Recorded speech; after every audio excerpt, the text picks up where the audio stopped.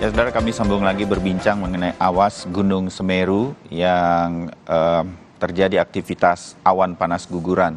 Masih ada Pak Surono, pakar vulkanologi, dan juga kami mencoba lagi untuk menghubungi Pak Abdul Muhari, pelaksana tugas Kapusdatin BNPB, terputus tadi. Mudah-mudahan nanti bisa tersambung lagi. Pak Surono, Mbak Rono. Siap. Saya mengerti itu Pak Barono mengatakan bahwa oke, kita ada pengungsian dan kemudian nanti kembali lagi. Ketika pengungsian itulah Barono mengatakan mitigasi kita bagi-bagi beras dan mie instan. Tapi apa yang kemudian Barono harapkan sebetulnya terjadi bagi warga-warga yang tinggal di lereng gunung-gunung api termasuk di Semeru di sekitar Kabupaten Lumajang ini? Barono, sebenarnya apa? Saya memahami Mas Bayu bahwa daerah gunung api adalah daerah yang subur. 4 juta masyarakat Indonesia ada di sana mengharapkan berkah daripada gunung api kita, ya kan. Tetapi kita sekali lagi, saya sering ngomong bahwa alam itu adalah tuan rumah kita sebagai tamu yang datang. Kita yang harus menyesuaikan diri dengan alamnya, bukan sebaliknya kita memaksakan diri kepada kehendak dia gitu ya. Sebagai contoh lah, saya harus mengatakan bahwa kita terlalu banyak korban gempa bumi, yang paling banyak gitu ya. Iya. Kita tahu penyebabnya, karena kalau nggak gagal struktur ya gagal letak gitu ya. Letak kita salah di daerah rawan gempa bumi, kemudian ya gempa bumi yang tidak membunuh itu, masyarakat membuat infrastruktur, kemudian kita tertimpa. Sama di gunung api. Kita salah letak bahwa di situ adalah ancaman gunung api. Hanya hujan abu saja, is okay. Kalau hujan abu saja nggak masalah. Suatu saat akan reda, apalagi hanya letusan. Periodenya akan lama gitu kan. Letusan jarang sekali yang periodenya tahun gitu ya. Yang ancamannya tinggi tetapi periodenya pendek itu jarang terjadi. Kan bisa gitu hit and run gitu ya. Itu harmoni ya, kadang nyingkir, kadang masuk lagi. Tetapi ada sesuatu yang tidak bisa ditawar. Yang paling berbahaya, kalau tidak gas peracun, adalah awan panas. Dia datang dengan sangat cepat sekali, dengan ratusan kilometer per jam. Dengan temperatur bisa di atas 300 derajat Celcius, itu kadang-kadang tidak bisa menghindar gitu, Mas Bayu. Nah ini yang harus diharmonikan itu. Tugas kita, tugas pemerintah gitu ya, untuk melindungi masyarakatnya. Kadang kita harus memaksakan seorang untuk diselamatkan. Kalau itu harus dilakukan, ya kenapa tidak gitu kan? Ini yang penting kan selamat, ya kan. Kalau harta benda bisa kita bikin lagi, tetapi nyawa ini nggak bisa kita bikin lagi. Itu harus punya rumus seperti itu gitu. Berarti Mbak Rono, jarak berapa kilometer dalam radius sebuah gunung api yang aktif seperti Semeru ini seharusnya tidak boleh ada ditinggali? Jadi ada rumah penduduk di situ atau ada desa di situ, Mbak Rono? Sebetulnya kan, ya tadi saya katakan, karena awan panas guguran, arah ancamannya dan karakter ancamannya itu bisa dipelajari, ya kan? Bukan dengan mudah, tetapi bisa dipelajari. Ya kan? Arahnya ya ke situ-situ saja, ada Besuksa, Besuk Kobokan, itu ke arah itu. Andaikan misalnya Besuk Kobokan ini penuh, ya kan, begitu ditimpa lagi, ini kan bisa melebar kemana-mana, ya kan. Tentunya harus di-manage gitu kan, ya kan, alur sungai, ya kan, bantaran sungai, seberapa jauh masyarakat boleh tinggal, tetapi boleh beraktivitas manakala aman. Itu saya harmoninya seperti itu. Karena ancamannya ini ancaman mematikan, bukan ancaman sekedar luka atau apa, bisa mematikan. Ini yang harus kita pikirkan. Atau kita biarkan seperti itu, ya resikonya itu. Kalau terjadinya malam hari dengan tiba-tiba orang tidak bisa lagi menghindar, itu taruhannya nyawa, Mas Bayu. Oke. Terbayang, Mbak Rono. Mbak Rono dan juga pemirsa Sapa Indonesia Pagi, kami sekarang juga terhubung melalui sambungan telepon dengan Bupati Lumajang, Jawa Timur, Bapak Haji Thoriqul Haq. Pak Thorik, selamat pagi, Pak. Selamat pagi, Mas Bayu. Assalamualaikum, Mbak Rono. Selamat pagi, Bapak Bupati. Salam sehat selalu. Ya, Pak Thorik, izin perkembangan dari para warga, situasi sudah mulai membaik tetapi masih terus dalam pantauan lah begitu. Nah, apakah situasi sekarang ini membuat warga sudah boleh kembali ke rumah mereka atau ke desa mereka? Pak Thorik, update-nya?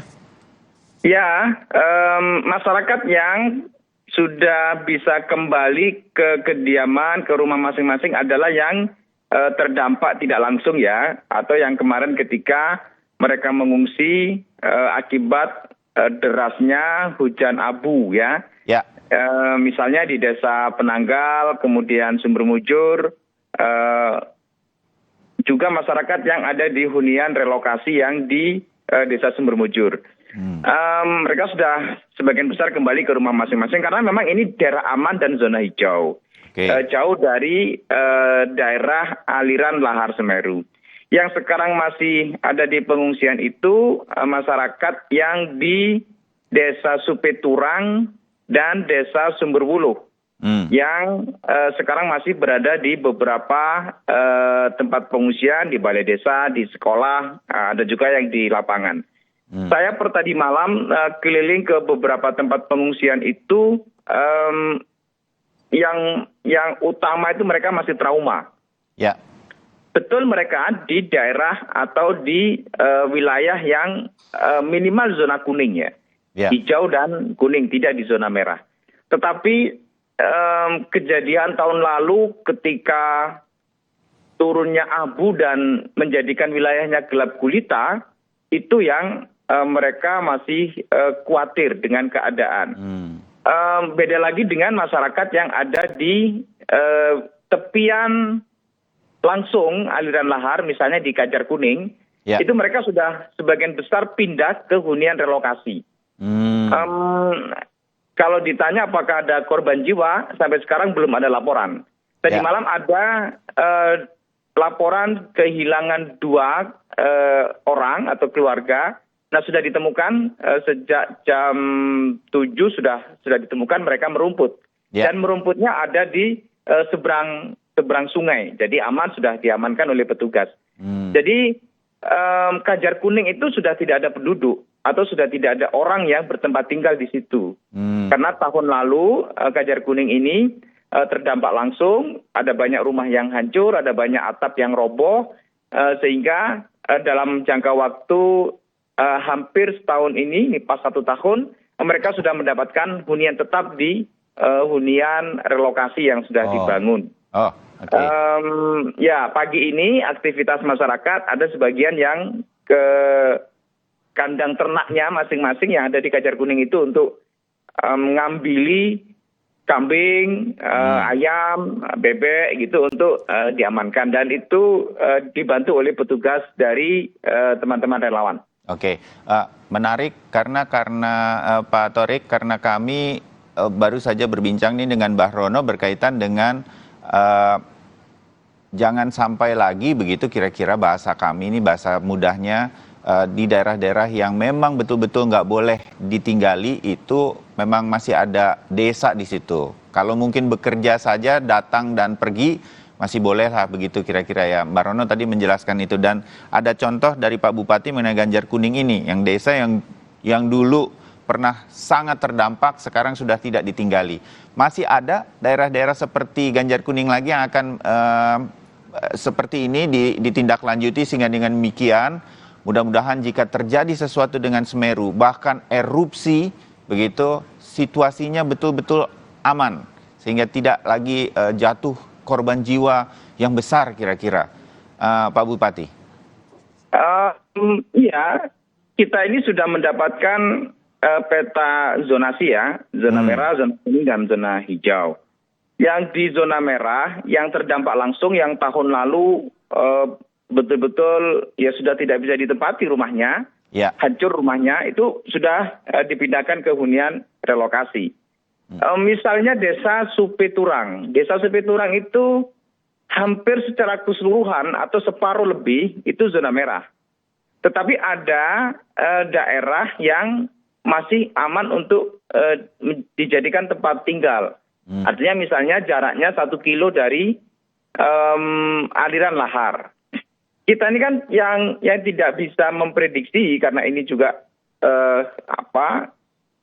ilmu kemungkinan ya gitu. Soal zona merah, zona kuning, dan zona hijau adalah memprediksi angin kalau terjadi APG. Anginnya kemana? Nah, kayak kemarin itu anginnya ke selatan di siang hari sehingga Malang yang bagian selatan itu kena debunya. Tetapi setelah siang hingga sore hingga malam itu anginnya ke arah utara yang yang berdampak terhadap desa Penanggal, ada beberapa desa di Kecamatan Pasru Jambe. Nah, termasuk juga kalau di tempat yang utama di Supiturang dan Sumberwuluh, betul itu terjadi hujan abu. Nah, siapa yang bisa memprediksikan angin? Kan tidak ada. Ya. Kalau yang tahun lalu itu ada banyak masyarakat yang ada di sekitar aliran lahar yang ya rumahnya itu hancur karena memang hembusan APG yang dari atas itu mengarah kepada sekitar aliran lahar. Nah, yang sekitar aliran lahar ini masyarakat sebagian besar sudah ditempatkan di hunian relokasi atau sudah dipindah. Sudah relokasi. Begitu, Mas Bayu. Oke, ya. Baik, terima kasih penjelasannya. Tapi mumpung ada Mbah Rono di sini, saya izin ya Pak Bupati untuk kita mendengarkan atau dapat masukan juga dari Mbah Rono nih. Ya, Mbah Rono, ya. ada upaya-upaya yang Pak Thorik sebagai Bupati Lumajang sudah lakukan. Apakah ini kemudian sudah merupakan sesuatu yang kalaupun belum sempurna sekali begitu Mbah Rono, tetapi ini adalah upaya-upaya yang bisa terus dilakukan, dilanjutkan. Mbah Rono. Saya memahami ya Bupati Lumajang dari waktu ke waktu akan selalu repot masalah ini, dan saya mengapresiasi ya di mana yang terkena langsung awan panas ini sudah direlokasikan, itu suatu tindakan yang sangat bagus. Bahwa tidak bisa diprediksi angin itu, kalau material awan panasnya itu tidak bakalan bisa dibelokkan dengan angin karena dia berat dan sangat cepat. Tetapi yang kemungkinan yang dimaksud oleh Bapak Bupati ini adalah abu saja, ya kan? Kalau abu kan tidak langsung mematikan gitu ya, ya kan? Jadi awan panasnya gitu, ya itu bisa hit and run lah gitu, artinya bisa tetap tinggal di situ, ya kan? Kecuali memang kalau abunya sangat tebal sekali, kemudian menumpuk di rumah gitu kan, kemudian kena hujan kan, itu sama dengan rumah di cor semen gitu atapnya kan ambruk gitu ya. Jadi saya kira kalau masalah arah angin itu hanya abu, tidak terlalu berbahaya dengan awan panas guguran tersebut. Yang tidak mungkin akan dibelokkan angin, itu aja. Jadi situasi masih aman ya.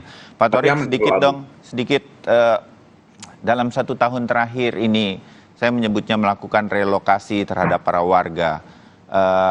Apa saja itu kendalanya, Pak Thorik, yang mungkin selama ini Pak Thorik dan jajaran temui begitu, terutama untuk saudara-saudara kita yang tinggal di lereng Semeru ini, Pak Thorik? Ya, soal pemahaman ya, pemahaman harus relokasi. Jadi karena ini persepsi atau anggapan masyarakat dengan mereka harus pindah, itu macam-macam pikirannya. Begitu pemerintah fasilitasi pindah, dia bertanya, loh tanah saya bagaimana? Apakah diambil pemerintah? Apa ditukar sama pemerintah? Nah itu pertanyaan mendasar bagi mereka. Nah pikiran-pikiran itu yang harus intens dilakukan pemahaman. Kemudian misalnya soal bekerja, karena kalau pindah sawahnya di tempat lain ya bekerja lebih jauh. Kemudian ada beberapa masyarakat yang bekerja di tambang pasir. Ya tentu betul bahwa ada jarak yang jauh yang harus ditempuh. Tapi dengan kejadian per waktu, mulai tahun 2020 tanggal 1 dan 2 Desember, kemudian 2021 tanggal 4, yang sekarang 2022 tanggal 4 juga, ya masyarakat semakin paham bahwa mereka harus pindah. Dulu awal-awal ketika tahun 2021, yang tahun lalu, ada banyak masyarakat yang menolak dipindah. Dan mereka tetap mau tinggal di tempat yang mereka tinggali dan minta kepada pemerintah untuk direhab lah, kira-kira begitu. Nah tapi sekarang kesadaran itu semakin kuat karena memang kejadian rutinnya ini betul-betul berdampak kepada mereka semua. Nah kita jelaskan bahwa rumah yang sekarang hancur itu tidak akan diambil oleh pemerintah. Tapi kita minta di situ tidak dijadikan pemukiman. Kalau dijadikan tempat sementara untuk mereka bekerja pada siang hari, boleh. Tapi kalau sudah sore, malam, nah mereka harus pulang, dan pulangnya ke hunian tetap, hunian relokasi yang sudah kita bangunkan. Nah, kayak kemarin yang kejadian kemarin, itu ya masyarakat pada posisi berada di lokasi sawah mereka, di ladang, ada juga sebagian di tambang pasir, tapi mereka bisa melakukan evakuasi dan ke jalur yang mereka sudah paham. Di sini titik kumpulnya, di balai desa, di sekolah, yang itu mereka pahami. Begitu ada informasi terkait dengan APG yang sudah mulai turun, dan kemudian hembusan-hembusan lava pijar yang juga sudah mulai nampak ke bawah. Nah, begitu ada peringatan dari Gunung Sawur, dari pos pantau Semeru, mereka cepat melakukan evakuasi. Baik, nah hal ini sudah mulai terjadi di desa-desa di sekitar lereng Gunung Semeru. Pak Rono, Mbak Rono, sedikit komentar bahwa apapun itu, awan panas guguran sempat terjadi di Semeru dan warga seperti diceritakan Pak Thorik, Pak Bupati Lumajang, cepat melakukan upaya-upaya untuk menyelamatkan diri seperti sudah terlatih sedemikian rupa karena alam melatihnya dalam hitungan dari tahun 2021 lah kira-kira begitu. Mbak Rono. Ilmu pengetahuan dan teknologi kan hasil dari empiris alam gitu ya. Bahwa wajar. Tapi sekali lagi saya garis bawahi ya, bahwa Bupati Lumajang lulus ujian dalam mitigasi bencana. Walaupun tidak sempurna, sempurna hanya milik Tuhan gitu kan. Tapi saya appreciate bisa menjadi suatu contoh yang dalam hal ini dalam mitigasi bencana, khususnya mitigasi bencana erupsi gunung api ya. Ini sudah suatu langkah yang sangat-sangat tidak mudah. Saya memahami sekali bahwa masyarakat yang berada di daerah yang pasirnya nomor 1, daerahnya subur, tiba-tiba ditawar untuk pindah, ya kan? Karena berarti tahu bahwa taruhannya ini nyawa, dan itu tidak mudah itu ya, tidak mudah. Appreciate sekali lagi ujian yang lulus, walaupun tidak sempurna, karena sempurna hanya milik Tuhan. Itu saja. Setuju, ya. Mbak Rono, terima kasih wawasannya dan selalu diingatkan. Pak Thorik, terima kasih waktunya melalui sambungan telepon. Saya tahu terima kasih Mas Bayu, salam sehat semua. Salam sehat semua dan sehat-sehat Pak, selamat bertugas, mudah-mudahan terus bisa mengawal saudara-saudara kita di sana, semoga semua masih aman, desa-desa di sekitar Gunung Semeru. Selamat siang, selamat pagi, salam untuk keluarga dan masyarakat di Lumajang, Pak Bupati. Ya, Pak Bupati Lumajang, Thorikul Haq dan juga Pak Surono, terima kasih. Selamat pagi, kita ketemu lagi di diskusi yang lain. Dan saudara, kami masih akan kembali untuk Anda. Usai jeda, kami akan hadirkan informasi mengenai Presiden yang meminta pemimpin perusahaan dan kepala daerah untuk optimis dalam menghadapi kondisi ekonomi di masa mendatang, terutama 2023, karena Indonesia sebenarnya memiliki potensi dan kekuatan besar yang bisa diolah untuk terus melakukan pemulihan ekonomi. Kami segera kembali.